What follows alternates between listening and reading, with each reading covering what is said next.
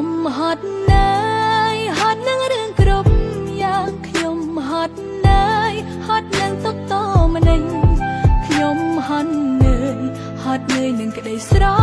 ឡាញ់ចង់ចាក់ចេញឲ្យផុតពីផែនដីនេះចង់សម្រាឲ្យខួរក្បាលឈប់គិតខ្លារឿងប្តេផ្ដាំងដៃគិតថាគ្មានប្រយោជន៍ចង់សម្អាតកាយចង់ចាំដោយផ្សារខ្លោចរឿងអាសោយឲ្យរលាយតាមវេលាចង់បំភ្លេចអតីតមានតែទឹកភ្នែកចង់តែស្រែកថាខ្ញុំកំពុងក្រំគ្រាចង់ប្រកាំងប្រាប់ទៅដល់មនុស្សគ្រប់គ្នាចង់ទាមទារក្តីសុខខ្លួនឯងមកវិញខ្ញុំហត់ណាយហត់នឹងរឿងគ្រប់